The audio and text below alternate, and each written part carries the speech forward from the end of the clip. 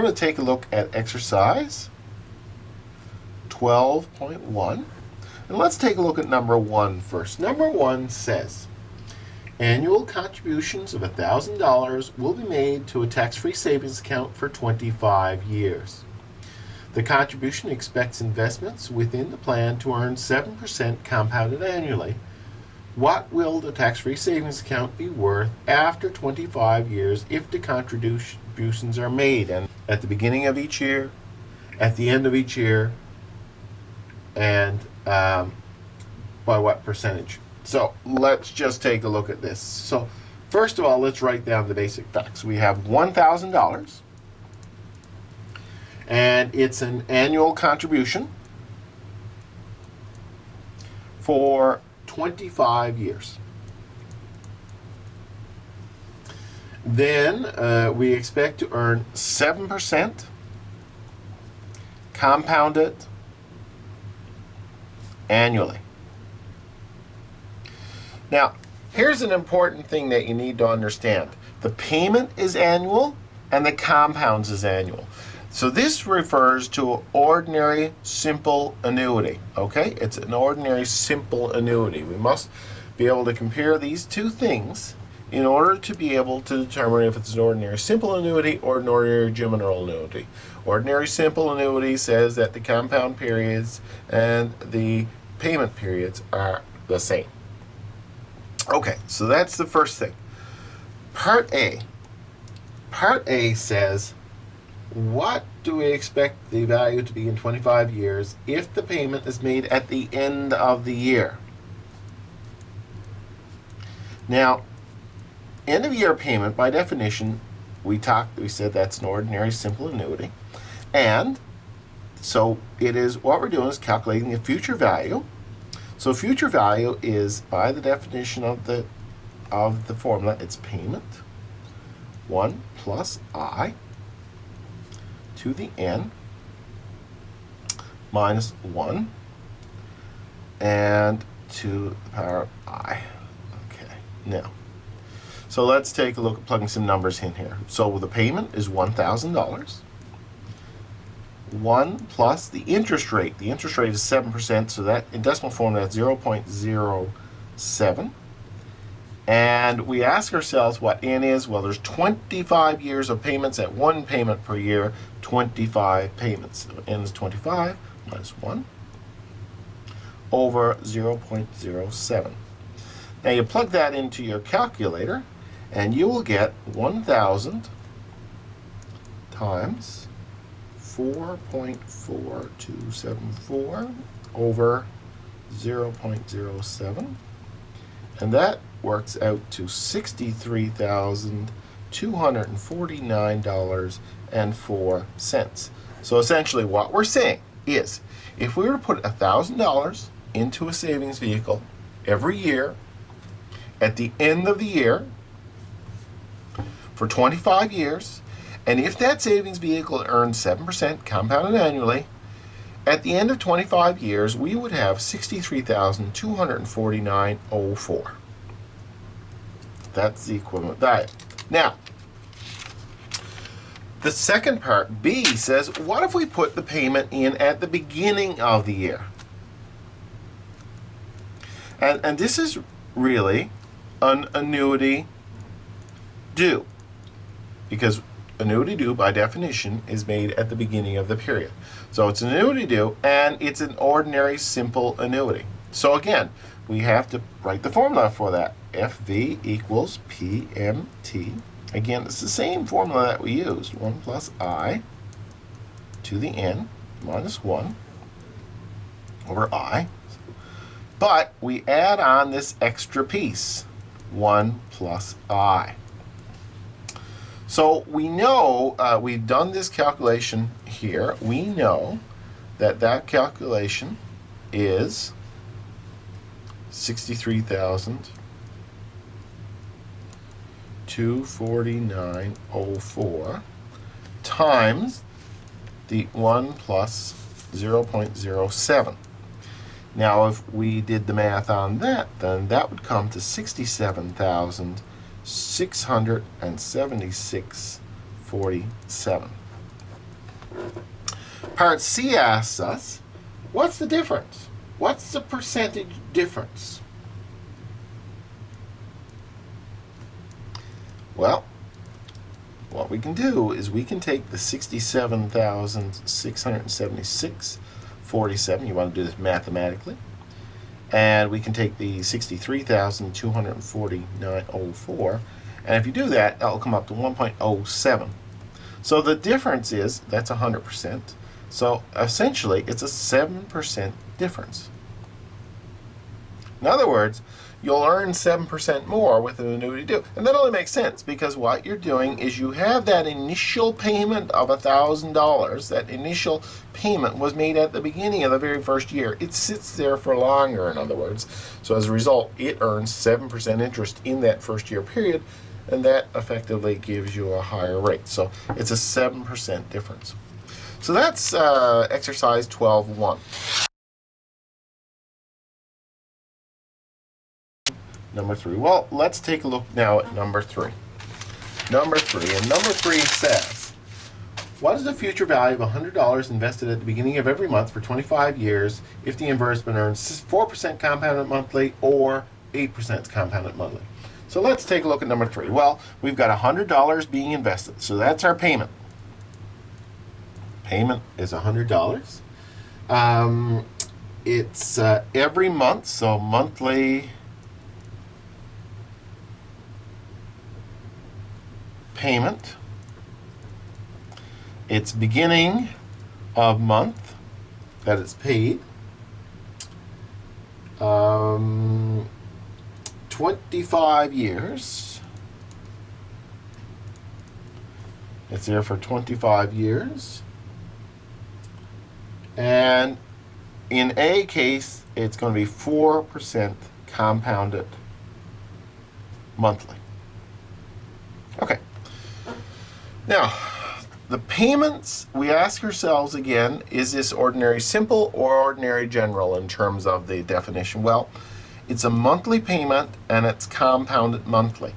If the monthly payment and the compounds are the same, in other words, monthly, this is an ordinary simple annuity. And in the case where the payment is made at the beginning of the month, it is an ordinary simple annuity due. So again, with a 4% compounding rate then, what we need to do is, first of all, what we should take is that 4%, it's 4%, it's 12 payments per 12 compounds, so that gives us a 0.33, and that's percent per month. Okay, that's the first thing we should do in order to be able to make sure our percentages line up with the monthly compound. So let's just write the formula here. The formula is, so the future value is PMT times 1 plus I to the n minus 1 over I times, and where it's an annuity due, we had to put 1 plus I. Okay, so let's plug the numbers in here. The payment is $100. 1 plus 0.0033, and the n, well, we have 12 months in a year for 25 years is 300 payments, and the I is 0.0033 times 1 plus 0.0033. If we run all the numbers on that, that's going to be 100 times 1.71376. Excuse the rounding. You want to put a few numbers at the end, more than just two. 0.0033 times 1.0033, and that future value then comes out to 51,584.33. In other words, if we put $100 per month in a savings vehicle for 25 years, starting with the beginning of the month. You've got to start it at the beginning of the month. It compounds monthly at a rate of 4%. That would accrue to, at the end of the time, the 25 years, it would be $51,584.33. So that's how you calculate it for Part A. Now Part B asks, well, what if it were 8%? So B says 8%. Everything else is the same. And again, 8%, and we'll check to make sure that it is compounded monthly. Yes. So what we do is we take the 8, divide it by 12 to give us our monthly rate of interest. That's 0.0667. That's the decimal, that is, I've worked out for. We put the FV equals the payment. Again, we'll write out the formula. And 1 plus I to the N over I times 1 plus I. Again, this is the part that indicates that it's annuity due, so that's the tricky thing there. So the payment is 100. 1 plus the 0.0067, and that's N. There's 300 payments. 0.0067 times 1 plus 0.0067. And I'm going to skip some parts here now. That comes to 95,736.66. So essentially what we're saying here is that with 8% rate of interest, if you put $100 in the bank, starting with the very first day, in other words, you do payments at the beginning of the month, $100, and if that earned 8% compounded monthly for 25 years, at the end of the 25-year period, you would have a total of $95,736.67. And this just illustrates the difference in terms of what the interest rate can have. We had $51,584 in the case of 4%, and $95,736 in the case of 8%. So you can see that percentages, interest rates sure make a difference with regards to over time, and over time can certainly influence. The time involved certainly influences the value of the savings vehicle. So, okay, again, we're still in exercise 12.1. We're taking a look next at number 5. Number 5 reads, your client plans to invest $10,000 at the beginning of each year, so beginning of year. So this is an annuity due by the very definition of that, for the next 14 years. If the invested fund earns 5.1% compounded annually, what's the total accumulated value after 14 years? So we're looking for then the future value. First thing we need to ask ourselves is, what kind of a question is this? We know by this beginning of the year that it is an annuity due. We also know that the payments are made yearly and the compounding is made yearly. Two of them match up, so that's an ordinary simple annuity. So we have to use the formula for an ordinary simple annuity due. So in this case, we're going to calculate the future value equals the payment, 1 plus I to the N minus 1 over I, times 1 plus I. We put the numbers in, that's 10,000. 1 plus I is 0.0051. 0.051, sorry, it's 5.1%. I got too many zeros there. To the N, and N is, in this case, it's an annual thing. The payments are made annually, the compound's made annually. It's 14 years, so it's to the power of 14.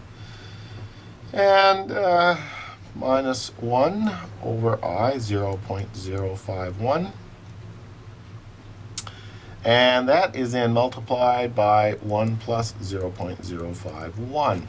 We'll do all the math on that. You run the numbers through your calculator, and you will find that will come to $207,416.86. In other words, what this is saying is if you were to put $10,000 in the bank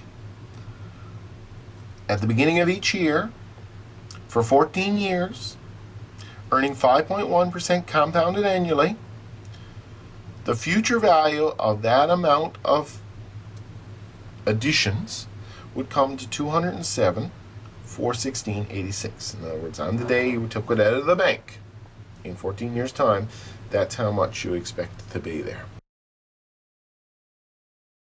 Next, we're going to take at one that's a little more complicated, and that's number 7. Number 7 reads, today, Gus is making his first annual contribution of $2,500 to his tax-free savings account. So he's making the contribution of $2,500 today. That's an indication that this is an annuity due, because he's doing it today and he'll do it a year and so on. So he's making his first payment up front, $2,500.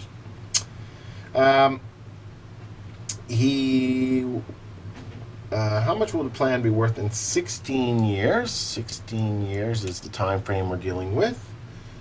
And again, I assume that he's making an annual contribution in that case. And the thing is, it earns 5.25%, but it's compounded monthly. Now, so let's just assess this problem right off the bat. We know, first of all, that it's an annuity due. He's putting $2,500 in today. It's made at the beginning of the period. That, by definition, is annuity due. The other thing we need to look at is we had to say, is there some connection between the payment frequency and the compounding frequency? We always assess that. We find that the payments are done on a yearly basis, the compounding is done on a monthly basis. This, by definition, then, would be an ordinary general annuity. A general annuity, in a general annuity, there's differences between the compounding rate and the yearly rate. So, the numbers aren't that bad, it's just we have to recognize the type of problem that we have before we actually go and do it. So what we're doing here is we're calculating, we got to go and calculate this figure, and considering that it's an ordinary general annuity, you'll know that we got to do a couple things. We have to first of all calculate something called C, and C is the compounds per year divided by the payments per year. And in this case, we're doing 12 compounds a year, it's compounded monthly, and the payments year is 1, so C is 12. Then we have to get something called the I2, and the I2 is the 1 plus I to the C minus 1, and we know that we can do that. That's 1 plus I. Now, before we even do I, before we even do that, we really need to calculate what I is. Well, 5.25% annually, but it's a monthly payment, so we have to divide that by 12. And as a decimal, 5.25 divided by 12 then comes out to 0.053.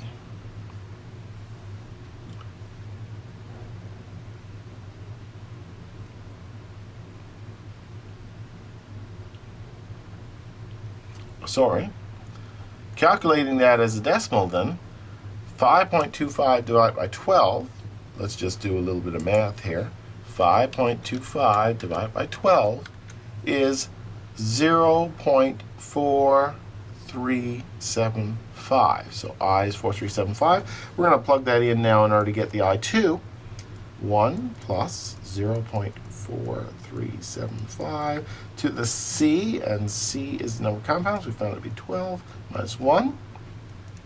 We do the math on that, and that comes to 0.05378. So that's the I2 that we have to use in our formula. Our formula then is we're calculating the future value again. It's the payment, and 1 plus I2 in this case to the n minus 1 over the I2. And seeing that it's an annuity due, we have to do this, 1 plus I2. So if we plug all the numbers in this, the payment is $2,500. 1 plus the I2, we calculated 0.05378.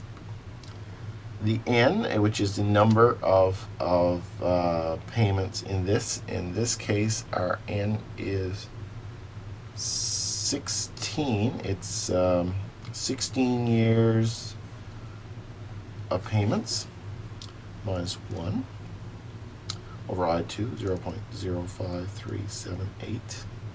That's that times 1 plus 0.05378. Now, you can do all the math on that, but the future value figure will come to $64,273.29. So this essentially means that if we were to take $2,500 annuity due, put the money in straight up front, for 16 years, we put $2,500 in for 16 years starting now, earning 5.25% compounded monthly, we would have at the end of it $64,273.29. So that's number 7. Next and finally, I wanted to take a look at number 9. Okay, number 9. Number 9 says, Salvador will contribute $500 to a mutual fund at the beginning of each calendar quarter. So $500 is the payment. And it is at the beginning of each calendar quarter. So in this case, we know at the beginning that's an annuity due by definition. And there's four payments a year quarterly. What will be the value of the mutual fund after 6.5 years? At 7.6% compounded annually.